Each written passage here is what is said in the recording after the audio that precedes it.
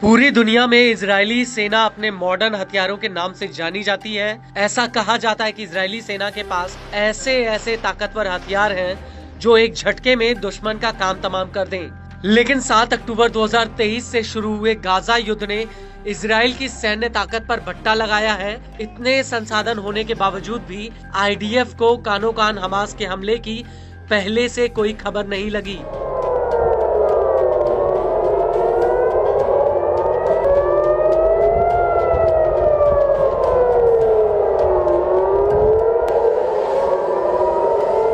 वहीं अब middle east में इजराइल से करीब 2000 किलोमीटर की दूरी पर बैठा हूती इजराइल के लिए एक बड़ी आफत बन गया है।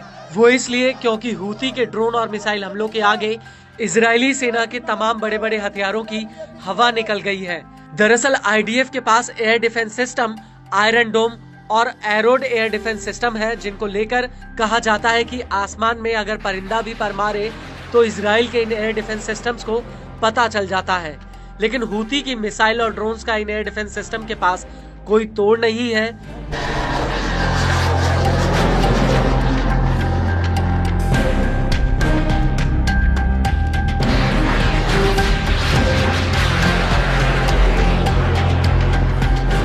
और अब नौबत ये आ गई है कि इजराइल को हूती के हमलों से बचने के लिए अमेरिकी एयर डिफेंस सिस्टम्स का सहारा लेना पड़ रहा है। दरअसल अब आईडीएफ ने हूती की मिसाइलों को रोकने के लिए अमेरिका के terminal high altitude area defence यानी थर्ड एयर डिफेंस सिस्टम को इजराइल के भीतर तैनात किया है। और 27 दिसंबर 2024 को पहली बार एक अमेरिकी सैनिक ने इससे इंटरसेप्टर मिसाइल फायर की। दरअसल यह मिसाइल हूती द्वारा फायर की गई एक मिसाइल को हवा में मार गिराने के लिए दागी गई थी। इसको लेकर एक वीडियो भी सामने आया है, जिसमें मिसाइल दागते वक्त एक अमेरिकी सैनिक ये कहता हुआ नजर आ रहा है कि मुझे 18 सालों से इस दिन का इंतजार था।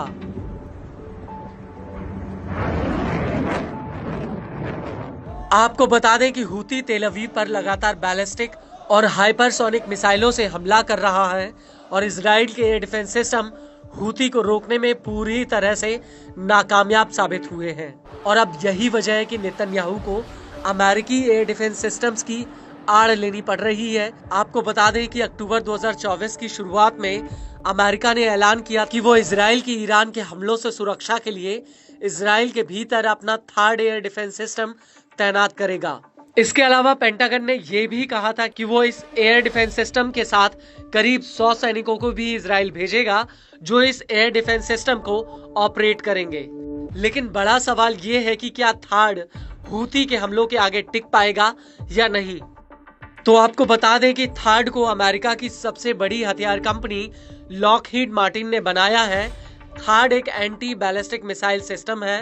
अमेरिका के एक थर्ड एयर डिफेंस सिस्टम की कीमत $1 अरब से लेकर $1.8 अरब तक है। इसकी इंटरसेप्टर मिसाइलों की रेंज 150 से 200 किलोमीटर तक है। यह सिस्टम पृथ्वी के भीतर और पृथ्वी के बाहर के वातावरण में मिसाइलों का पता लगा सकता है।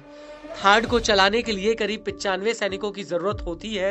इसमें 6 ट्रकों पर लॉन्चर्स तैनात होते हैं, जिनमें प्रत्येक लॉन्चर में 8 मिसाइलें होती हैं, यानी कुल 48 इंटरसेप्टर मिसाइलें। यह एयर डिफेंस सिस्टम कम दूरी, मध्यम दूरी और अंतर मध्यम दूरी की मिसाइलों को काफी ऊंचाई से मार गिराने में सक्षम है।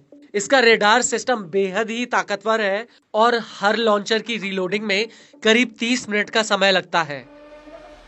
Third air defence system America के कई प्रकार के एयर डिफेंस सिस्टम जैसे एजिस और पैट्रियट मिसाइल डिफेंस सिस्टम के साथ बातचीत कर सकता है।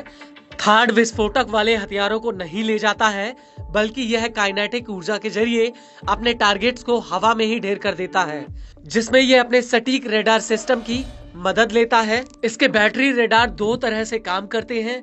पहले तो रेडार 3000 किलोमीटर की दूरी तक टारगेट को चिन्हित करते हैं। इसके बाद इसका टर्मिनल मोड अपने टारगेट को नीचे उतरते वक्त ऊपर की तरफ लक्षित करके उसके ऊपर हमला कर देता है।